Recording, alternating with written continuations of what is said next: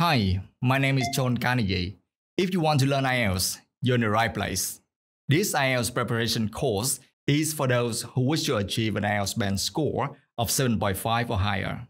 If you haven't subscribed to my channel yet, please do so and press the bell button to receive notifications about my latest videos. In today's lesson, I will guide you on how to tackle one of the reading sections that is extremely difficult and full of traps: matching headings. Are you ready? Let's get started. First, I'd like to introduce you to the matching headings test format so you can understand it better. In this test, your task is to choose the most appropriate title for each paragraph in the article. For example, there are 3 paragraphs, A, B, and C. Your task is to read these paragraphs carefully, then choose the most suitable title from the heading list for each paragraph. For instance, in this article, the most suitable heading for paragraph A is 4, for paragraph B is 7, and for paragraph C is 2. After selecting the appropriate answers, you will fill them in on the answer sheet provided during the real exam. So, I have just briefly introduced the matching headings exam format. Now, we will explore this section in more detail together. Below are some basic and crucial things you need to know about the matching headings section. This type of test requires you to choose a heading which correctly summarizes the whole paragraph. Often, it is possible to find one sentence in a paragraph which conveys the main idea. This is known as the topic sentence. The topic sentence can frequently be found at the start of the paragraph, but can appear in the middle or even at the end. Sometimes, a paragraph may not have one single clear topic sentence at all, and the main idea can only be understood by reading the paragraph in full. Next, we will move on to today's first exercise. Exercise 1. Look at this title and discuss with a partner what you might expect to read in the passage. The world's most unusual towns and cities. It means you need to read the title, The World's Most Unusual Towns and Cities. Then, discuss with a partner or think about what the content of the entire passage might be based on that title. Please take a few minutes to discuss or think about this question before we move on to the next exercise. After completing exercise 1, let's move on to exercise 2. Exercise 2. Read the first sentence of a paragraph about the city of Oroville, India. It is the topic sentence. Which of the 3 options seems to be the most likely heading? Why? Here is the first sentence of the paragraph you need to read. In today's world of conflict, greed, and constant struggles for power, Oroville, aka the City of Dawn, claims on its website that it was planned and built to create the ultimate model of unity, peace, and harmony that can be projected across all humanity. After reading this topic sentence, choose the most suitable title for the paragraph and explain why. Look at these 3 options. A. The reason why attempts to create the perfect city always fail. B. An urban ideal designed for an imperfect world. C. A conflict between reality and imitation. Now, take a few minutes to think about the best option or title for the paragraph. After that, I will give you the answer. I'm sure you already have the best choice in mind, right? Let's look at the answer together. Among these 3 titles, B is probably the best choice. Why is that? Let's take a look. Heading B seems to fit best as it contains paraphrases of the sentence. For example, the phrase, an urban ideal, in heading B, paraphrases the ultimate model of unity, peace, and harmony in the sentence. The word designed in heading B is similar to the phrase planned and built in a sentence. Finally, an imperfect word paraphrases in today's world of conflict, greed, and constant struggles for power. As you can see, Heading B contains paraphrases of the key phrases in the sentence.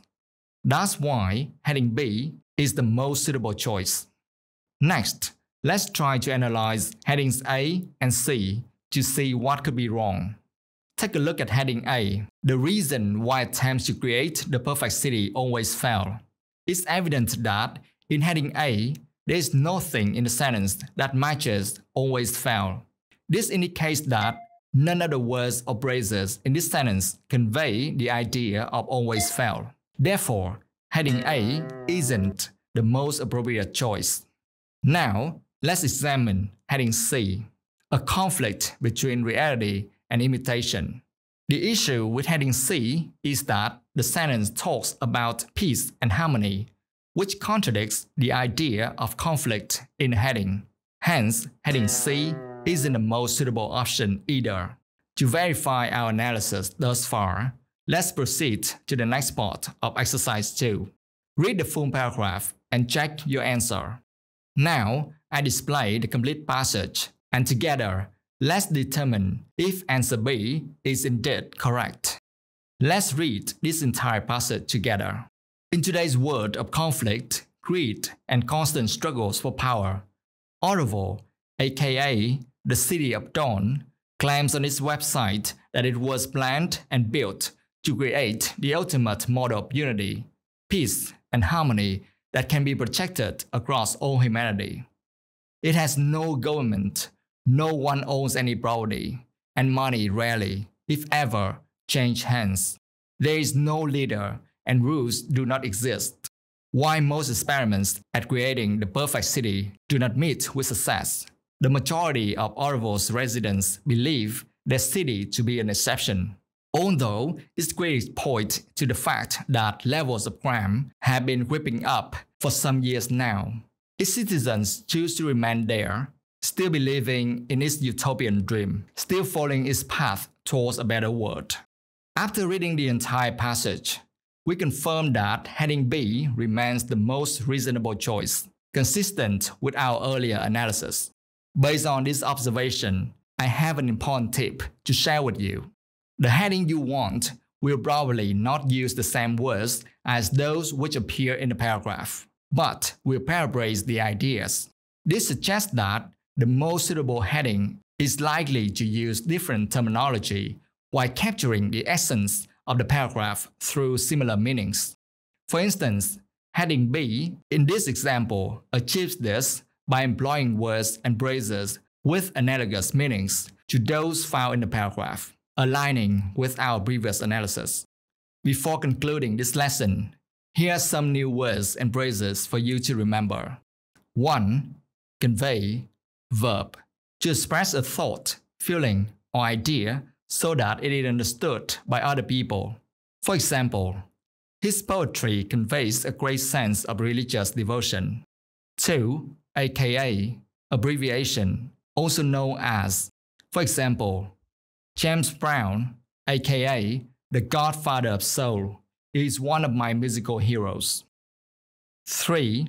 Projected, adjective, planned for the future or calculated based on information already known. For example, the projected rate of growth for the global economy is 1.7%. 4.